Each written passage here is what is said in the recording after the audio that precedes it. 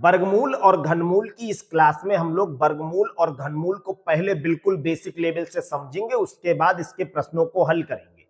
वर्गमूल और घनमूल को जब भी आप हल करें इसका कोई भी प्रश्न, तो इसके बारे में आपको सबसे पहले वर्ग और घन की भी जानकारी होनी चाहिए। वर्ग क्या होता है? देखिए, वर्ग का मतलब होता है स्क्वायर, यानी किसी संख्या की उसी संख्या से 2 बार गुणा करने पे हमें वर्ग मिलता है। किसी संख्या का एक का अगर आपसे वर्ग पूछे तो एक की गुणा एक से आप 2 बार कर दो। अगर 2 का वर्ग पूछे तो 2 की गुणा आप 2 से 2 बार कर दो। अगर आपसे कभी पूछा जाए 3 का वर्ग बताओ तो 3 की गुणा 3 से 2 बार कर लो। अगर आपसे कोई पूछे 10 का वर्ग बताओ तो 10 की गुणा 10 से 2 बार करेंगे तो 100 आ जाएगा। अगर यहाँ पे पूछा जाए भाई 20 का वर्ग बताओ तो 20 की गुणा 20 से 2 बार करेंगे तो ये 400 आ जाएगा। कभी आपसे पूछा जाए 25 का वर्ग बताओ तो 25 की गुणा 25 से क्या करेंगे? 2 बार करेंगे और ये आ जाएगा अपना 625। अब ये तो जो संख्याएं निकल कर आई हैं ये परफेक्ट स्क्वायर है। ये 1 का वर्ग है, ये 2 का वर्ग है, ये 3 का है, ये 10 का है, ये 20 का है, ये 25 का है। 1 से 30 तक के वर्ग आपको बिल्कुल जैसे आपको अपना नाम याद है ऐसे याद होने चाहिए, जिससे आपको आगे के वर्ग जो है वो अपने आप याद बहुत आसानी से हो जाएंगे। तो किसी भी संख्या का अगर आपसे वर्ग पूछा जाए और आप नहीं बता पाते तो झट से अपने मन में उसकी गुणा उसी संख्या से कर लो। जैसे 7 का वर्ग आपसे कोई पूछ रहा है, 7 की गुणा 7 से कर दो। 17 का वर्ग पूछ रहा है तो 17 की गुणा 17 से 2 बार कर दो। 12 का पूछ रहा है तो 12 की गुणा 12 से 2 बार करके बता दो। 20 का पूछ रहा है तो 20 की गुणा 20 से 2 बार कर दो। ये वर्ग रहा। और इसी संख्या का अगर आपसे वर्गमूल पूछा जाए तो 625 का वर्गमूल यानी इसका स्क्वायर रूट निकालेंगे। वर्गमूल का ये चिन्ह होता है या फिर यहाँ पे 2 पावर ऐसे बना सकते हो। ये 25 आ जाएगा इसका। 400 का वर्गमूल निकालेंगे तो 20 आएगा। 100 का निकालेंगे तो 10 आएगा। 9 का निकालेंगे तो 3 आएगा। 4 का निकालेंगे तो 2 आएगा। 1 का निकालेंगे तो फिर 1 ही आएगा। तो किसी संख्या का वर्गमूल जो होता है उसे आसान भाषा में आप ऐसे समझ लें, जब भी आपसे वर्गमूल पूछा जाए आप उसके प्राइम फैक्टर कर लीजिए। हालांकि वर्गमूल भाग विधि से भी बता सकते हो, लेकिन सबसे आसान तरीका जो होता है वो प्राइम फैक्टर मेथड होता है। इसके प्राइम फैक्टर मेथड कर लीजिए। किसी भी संख्या का अगर आपसे वर्गमूल पूछा जा रहा है, प्राइम फैक्टर मैथ करने के बाद दो दो संख्याओं के जोड़े को आप एक संख्या मान लीजिए, बस आपका आंसर आ जाएगा। इसी तरह से देखिए घन क्या होता है। अगर 1 का आपसे घन पूछा जाए तो 1 की गुणा 1 से 3 बार करेंगे, 1 आंसर आएगा। 2 का अगर घन पूछा जाए तो 2 की गुणा 2 से 3 बार करेंगे। 3 का अगर आपसे कभी भी घन पूछा जाए तो 3 की गुणा 3 से 3 बार करेंगे। 5 का अगर ऐसे घन पूछा जाए आपसे तो 5 की गुणा 5 से 3 बार करेंगे।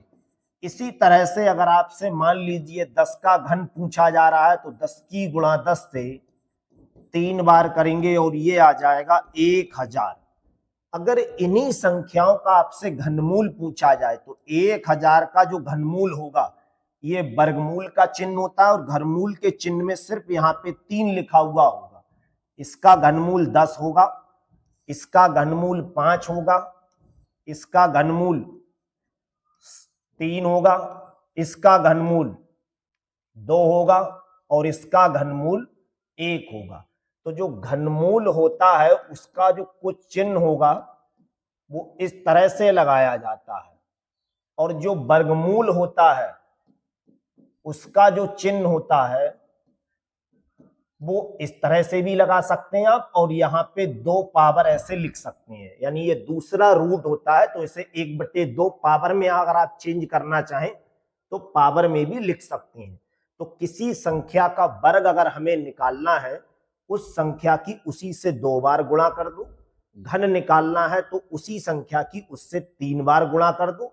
वर्गमूल अगर निकालना है तो उसके प्राइम फैक्टर करने के बाद दो दो संख्याओं के जोड़े को हम एक संख्या मानते हैं। घनमूल अगर हमें निकालना है तो प्राइम फैक्टर करने के बाद तीन तीन संख्याओं के जोड़ों को हम एक मानते हैं, क्योंकि यहां घनमूल का मतलब है 3 घात का रूट। और अगर चतुर्थ रूट इसका निकाले तो 4 संख्याओं की पावर जो होती है उसे एक मानते हैं। पांचवा रूट अगर पूछे तो 5 फैक्टर करने के बाद 5 पावर को एक मानेंगे। अगर छठा रूट पूछे उसका तो 6 पावर को एक मानेंगे। तो कुछ इसके प्रश्न करते हैं। इतना बस याद कर लीजिए कि वर्ग और ये घनमूल याद कभी मत कीजिएगा, हमेशा कुछ चीजें बेसिक लेवल पर आप समझ लीजिए। किसी भी संख्या का वर्ग आपको निकालना है, बस 1 से लेकर लगभग 20-30 तक वर्ग आप याद कर लीजिए, तो आगे के 100 तक वर्ग अपने आप आपको याद हो जाएंगे। भाई 20 का पूछा जा रहा है, 20 की गुणा 20 से 2 बार कर दो। 50 का पूछा जा रहा है, 50 की गुणा 50 से 2 बार कर दो। 100 का पूछा जा रहा है, 100 की गुणा 100 से 2 बार कर दो। लेकिन कुछ वर्ग बेसिक लेवल पर 1 से 25 तक के आप याद कर लीजिए। ऐसे ही घन 1 से लेकर 10 तक के कम से कम घन हर बच्चे को ओरल याद होने चाहिए। बस घन में क्या करना है, आपको 3 बार उसी संख्या का मल्टीप्लाई करना है। तो आज के सेशन का पहला क्वेश्चन देखते हैं, जिसमें हमसे कहा है 4356 का मान पूछा है और इस पे जो चिन्ह लगा हुआ है वो वर्गमूल का चिन्ह है, क्योंकि यहां जब कुछ लिखा हुआ ना हो तो हम 2 मानते हैं और अगर कुछ लिखा हुआ है तो फिर उतना मानते हैं। घनमूल अगर इसका पूछा जाता तो इसका घनमूल यहाँ पे 3 लिखा हुआ होता। 4356 के प्राइम फैक्टर जब अपने लोग करेंगे, सबसे पहले इस नंबर को 2 से काटेंगे तो ये 2 दूनी 4, 2 एकम 2, 1 बचा 2 सत्ते 14, 2 अट्ठे 16।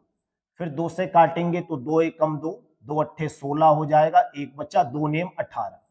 3 से काटेंगे 3 तिया 9, 1 बचा यहाँ पर 3 छक 18, 3 तिया 9।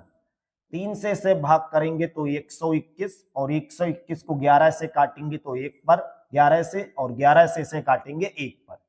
हमें क्या निकालना है, इसका वर्गमूल निकालना है। तो दो दो संख्याओं का देखिए पेयर बन रहा होगा, ये 2 का पेयर बन गया इस तरह से। तो एक यहां 2 मानेंगे, यहां से एक 3 मानेंगे और यहां से 11 मानेंगे। इनकी गुणा करेंगे तो 2 गुणा 3 गुणा 11, 2 तिया 6 और 6 और 11 की गुणा कितनी होती है, 66 अपना आंसर होगा। यानी 66 की गुणा अगर 66 से 2 बार करोगे तो 4356 आ जाएगा। तो 4356 का जो वर्गमूल होगा वो 66 होगा। या ऐसे कह सकते हैं कि 66 की गुणा अगर 66 से करेंगे तो 4356 आ जाएगा। प्राइम फैक्टराइजेशन आप इसलिए सीख लीजिए, कभी कभी कुछ हैवी नंबर मिला करेंगे, हालांकि इसे आप भाग विधि से कर सकते हैं, लेकिन वो मेथड इससे टफ ही लगेगा आपको, ये मेथड ज्यादा आसान होता है। इसका दूसरा क्वेश्चन देखिए, 920 में कम से कम क्या जोड़ें कि ये परफेक्ट स्क्वायर बन जाए। 920 इस समय परफेक्ट स्क्वायर नहीं है। परफेक्ट स्क्वायर का मतलब है ये किसी संख्या का वर्ग नहीं है, तो हमें इसमें कुछ जोड़ना है। क्वेश्चन आपसे ऐसे भी पूछ सकता है कि इसमें से क्या घटाएं। तो देखिए सबसे पहले ये चेक कीजिए ये लगभग किसके पास में है। 920 किसी संख्या का वर्ग तो होगा इसके आसपास। तो देखिए 3 का वर्ग 9 होता है। अगर आपसे पूछा जाए कि भाई 30 का वर्ग बताओ, तो आप कहेंगे 30 की गुणा 30 से 2 बार कर दो, 900 हो जाएगी। जबकि हमसे कहा है 920 से ज्यादा को जोड़ना है, तो 30 के बाद अब हम किसका वर्ग निकालेंगे, 31 का वर्ग। अगर यहां से 31 का वर्ग निकालें तो 31 का वर्ग कितना होता है, 31 की गुणा 31 से कर लो 2 बार। जैसे ही 31 की गुणा 31 से करेंगे, या इसकी ट्रिक समझ लीजिए, इसका आप वर्ग कीजिए, 1 लिखिए, 1 की गुणा 3 से कीजिए और उसका दुगना, यानी ये बन जाएगा 1 तिया 3 दूनी 6। फिर लास्ट वाली संख्या का वर्ग 9। 31 का वर्ग 961 होता है और 30 का वर्ग कितना है, 900। जबकि यहां जो संख्या हमसे पूछी है वो 920 लिख दी है। अगर उसने कहा है 900, ये भी परफेक्ट स्क्वायर है और ये भी परफेक्ट स्क्वायर है, तो हमसे सिर्फ ये क्वेश्चन किया है कि 920 में हम कितना जोड़ दें कि ये परफेक्ट स्क्वायर बन जाए। तो भाई सीधी सी बात है, 920 में 41 अगर जोड़ देंगे तभी तो ये परफेक्ट स्क्वायर बनेगा। 41 इसका आंसर आ गया। अगर यहीं पे ये लिखा होता कम से कम क्या घटाएं, तो भाई इसमें से घटाना है तो 20 घटाने पे ये क्या आ जाएगा, 900 बन जाएगा। 900 भी परफेक्ट स्क्वायर है और 961 भी परफेक्ट स्क्वायर है। परफेक्ट स्क्वायर उन संख्याओं को कहा जाता है जो किसी संख्या का वर्ग होती हैं। जैसे 5 का वर्ग कितना होता है, 25, और 6 का वर्ग कितना होता है, 36। तो 5 के बाद सीधे 6 आ गया और इधर 25 के बाद 26, 27, 28, 29 ये संख्याएं यहां नहीं है। तो जो संख्याएं यहां नहीं दिख रही हैं आपको वो परफेक्ट स्क्वायर नहीं है। 25, 36 ये क्या है, परफेक्ट स्क्वायर है। तो परफेक्ट स्क्वायर का मतलब होता है कोई संख्या ये जो दे रखी है वो किसी संख्या का पूरा पूरा वर्ग होता है। अब ये 920 परफेक्ट स्क्वायर नहीं है, अगर इसमें 41 जोड़ देंगे तो ये 961 बनेगा और 961 31 का वर्ग होता है। अब 30 का 900 होता है तो 30 के बाद सीधे 31 ही तो आता है और कोई नंबर ही नहीं है ऐसा, तो इसमें 41 जोड़ना पड़ेगा। ये क्वेश्चन घटाने पे भी आ सकता है, गुणा करने पे भी आ सकता है, भाग करने पर भी आ सकता है। इसका अगला क्वेश्चन देखिए, 294 को किस संख्या से गुणा करें कि ये परफेक्ट स्क्वायर बन जाए। इस समय 294 परफेक्ट स्क्वायर नहीं है, तो परफेक्ट स्क्वायर बनाने के लिए आप कुछ मत कीजिए, बस इसके प्राइम फैक्टर कीजिए। 2 से गुणा भाग करेंगे 1 पर, ये 2 चौक 8, 2 सत्ते 14। 3 से अगर इसे भाग करेंगे तो 3 चौक 12, 2 बचा, 3 नेम 27। 7 से करेंगे 7 पर, 7 से करेंगे 1 पर। परफेक्ट स्क्वायर बनाने के लिए भाई 2 के जोड़े होने चाहिए। ये जोड़ा है, देख लीजिए आप। अब ये भी जोड़ा नहीं बन रहा है और ये भी जोड़ा नहीं बन रहा है, तो यहाँ पे 2 लिखा हुआ है, 3 लिखा है, 7 लिखा है, 7 लिखा है। जो पेयर बन रहे वो तो सही है, ये परफेक्ट स्क्वायर बनने में दिक्कत नहीं कर रहा है।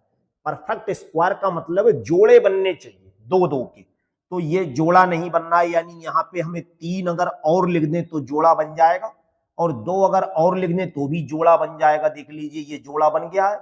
अब 2 और 3 अपनी तरफ से लिखना पड़ रहा है, तो 2 और 3 का मतलब है इससे आप गुणा कर दो। इसका मतलब है आपको 6 से गुणा करनी पड़ेगी। अगर 6 से गुणा हम इसमें करेंगे तो जो भी आंसर मिलेगा वो परफेक्ट स्क्वायर मिलेगा। हाँ, इसी क्वेश्चन में कहता कि भाई किससे भाग कर दें। भाग करने का मतलब है किसे यहां से हटा दें। तो देखिए ये तो पेयर बन रहा है, यही तो जोड़ा नहीं बन रहा है, तो इन दोनों को हटा दो, यानी 6 से अगर इसे भाग भी कर दें तो भी ये परफेक्ट स्क्वायर बन जाएगा और 6 से गुणा कर दें तो भी ये परफेक्ट स्क्वायर बन जाएगा। फिलहाल में गुणा करने को पूछा है उन्होंने, तो 6 से गुणा करनी चाहिए।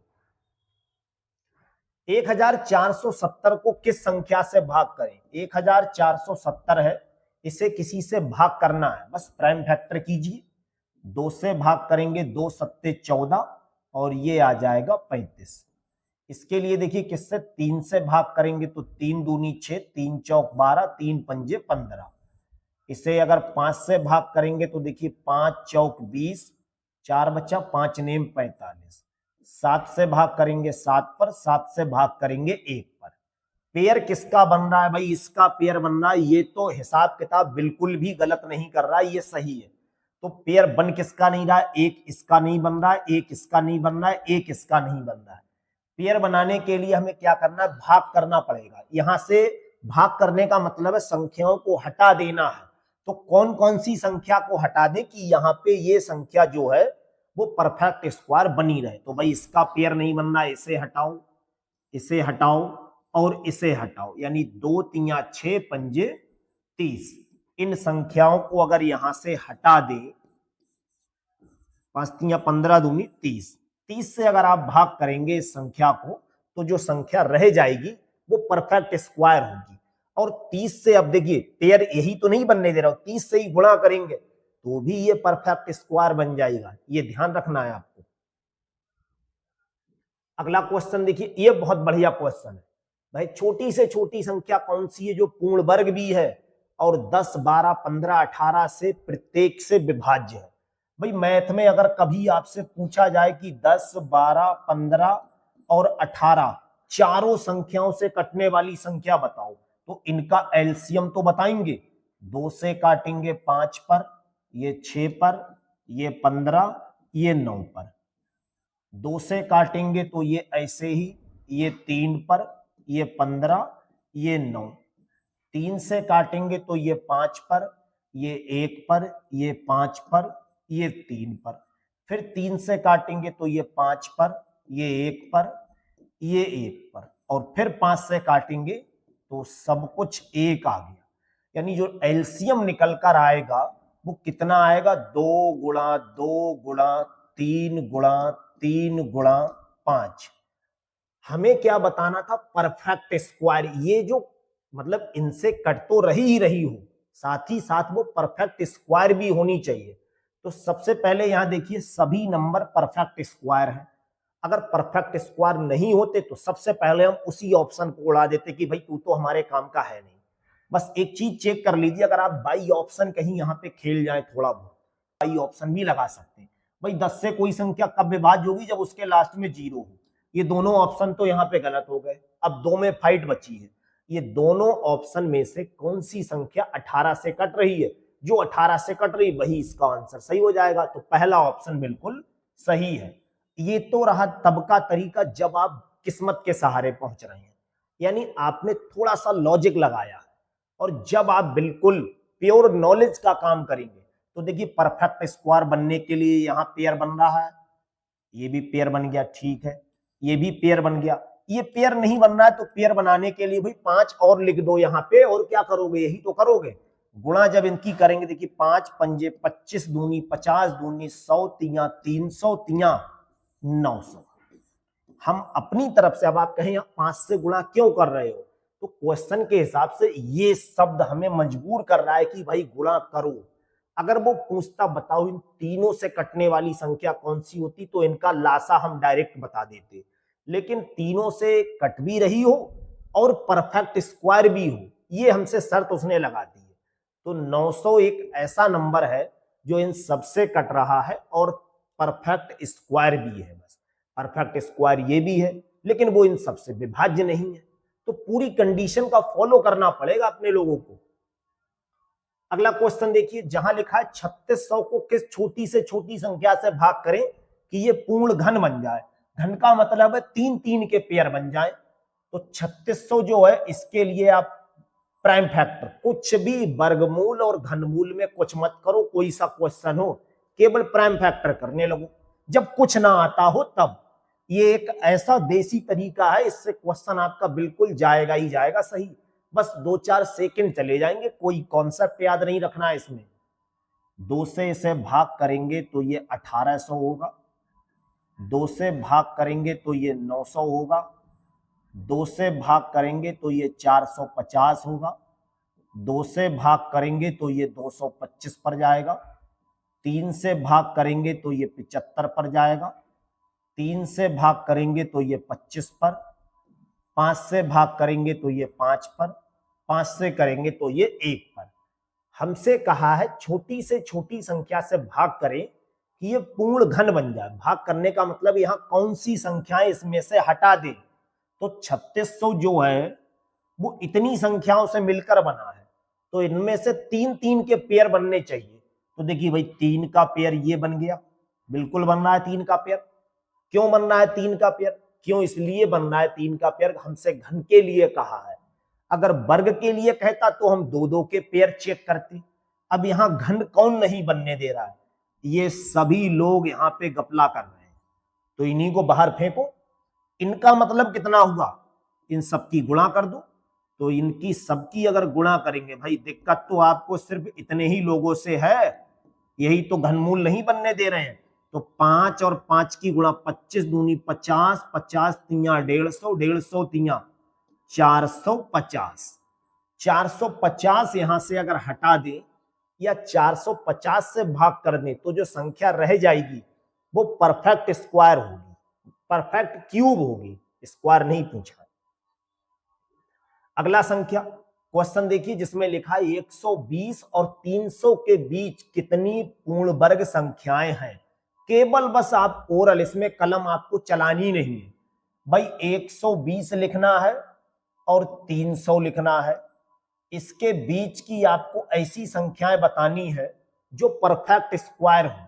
तो 120 का मतलब ये हो गया, 120 के जस्ट बाद 121 होता है, ये परफेक्ट स्क्वायर होगा। और 300 से पहले परफेक्ट स्क्वायर कौन सा होता है? 300, देखिए 16 का होता है 256, 17 का 289, 18 का 324, यानी ये होगा 289। 289 तो ये हो गया 11 का स्क्वायर, ये हो गया 17 का स्क्वायर।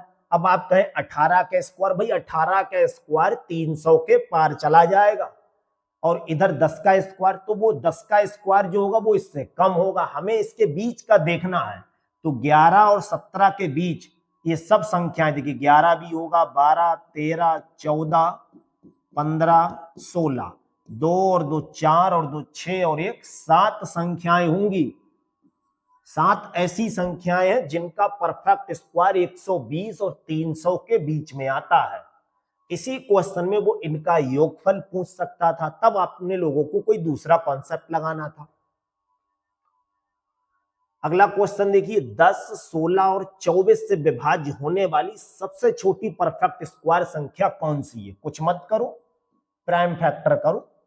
10 और 16 और 24 तीनों से कटने वाली अगर आपसे कोई संख्या पूछे, तीनों का एलसीएम बता दो। 2 से काटेंगे तो ये 5 पर, ये 8 पर, ये 12 पर। 2 से काटेंगे ये 5, ये 4, ये 6। 2 से काटेंगे 5, 2, ये 3 पर। फिर 2 से काटेंगे 5, ये 3 ऐसे ही। फिर 3 से काटेंगे तो ये ऐसे ही, और 5 से काटेंगे तो ये अपना एलसीएम आ गया। अब हमें अगर सिर्फ इतनी बात पूछी होती बस यहां से, तो अपने लोग डायरेक्ट इनका एलसीएम बता देते।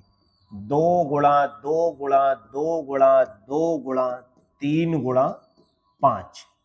परफेक्ट स्क्वायर देखिए ये बन रहा है जोड़ा, ये जोड़ा बन रहा है, और परफेक्ट स्क्वायर ही तो हमसे पूछा है। तो ये जोड़ा नहीं बन रहा है तो 3 से गुणा और करो, ये जोड़ा नहीं बन रहा है तो 5 से गुणा और करोगे, तब हमें पता लगेगा कि पूरी संख्या कौन सी है। तो देखिए ये 9 माना जाएगा, ये 25 माना जाएगा। यानी हम डायरेक्ट अगर इनकी गुणा करें तो ये 5 पंजे 25, ये तो 25 लिखा है। 25 दूनी 50, दूनी 100, दूनी 200, दूनी 400, 400 और ये 9 लिखा, 400 नेम 3600। तीन, इन सबकी जब आप गुणा करेंगे तो 3600 आएगा। 3600 एक ऐसी संख्या है जो 10 से भी कट रही है, 16 से भी कट रही है और 24 से भी कट रही है। बाकी इनमें से कोई सी संख्या ऐसी नहीं है जो इन तीनों से कट रही हो और परफेक्ट स्क्वायर भी हो। तो 3600 से नीचे की कोई संख्या ऐसी नहीं है जो तीनों से विभाज्य भी हो और इनका परफेक्ट स्क्वायर भी हो। हालांकि अगर परफेक्ट स्क्वायर नहीं कहते तो आंसर अपना कुछ और आता। ये क्वेश्चन तो आप देख के ही लग रहा होगा कि ट्रेंडिंग में चल रहा है, बहुत क्वेश्चन आ रहा है। ऐसे क्वेश्चन का जो आंसर होता है √6, √6, √6 अनंत तक जा रहा है। तो हमें क्या करना है, इस 6 के ऐसे गुणनखंड करने जिनका अंतर 1 हो। तो इसे हम लिखेंगे 2 गुणा 3। देख लीजिए दोनों का जो अंतर है वो कितना है, इनका अंतर जो है वो 1 होना चाहिए। बस ऐसा क्वेश्चन कभी भी आपको मिले तो आप सिर्फ डिफरेंस निकालिए। अगर यहाँ पे प्लस चिन्ह लगा हुआ है तो बड़ी संख्या आंसर होती है, और माइनस चिन्ह लगा है तो छोटी संख्या आंसर होती है। अब फिलहाल में 3 इसका आंसर होगा, और यहीं पे बस पूरा क्वेश्चन यही रहता। केवल यहाँ पे माइनस चिन्ह लगा होता तो इसका आंसर 2 होता, और अगर कुछ भी लगा हुआ नहीं होता प्लस माइनस तो फिर गुणा में होता तो इसका आंसर 6 होता। ऐसा क्वेश्चन जरूर बनता है एग्जाम में।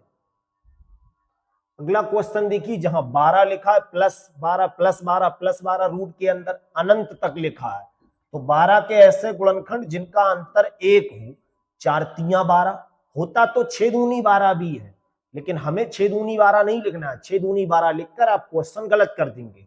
अंतर कितना होना चाहिए, 1 होना चाहिए। 4 तिया 12 हो गया, प्लस लगा है तो आंसर क्या बताएंगे, बड़ी संख्या बताएंगे, और बड़ी संख्या इसमें कितना है, 4 है। तो इसका जो आंसर आएगा वो 4 होगा। 4 दूसरा ऑप्शन बिल्कुल सही है। तो इस तरह के आप सभी प्रश्न अच्छे से इन्हें तैयार कर लीजिए, वर्ग और वर्गमूल, घन और घनमूल से संबंधित। ऐसे एग्जाम में एक क्वेश्चन जरूर बनता है जिसे आप इजीली कर लेंगे सेकंडों में। इस पूरी पीडीएफ का आपको सॉल्यूशन लेना है तो आप डिस्क्रिप्शन में हमारे टेलीग्राम चैनल का लिंक दिया, वहां से आप ये पूरी PDF file solution set download कर सकते हैं। आज का सेशन कैसा लगा ये आप कमेंट सेशन में जरूर बताइएगा। Thank you.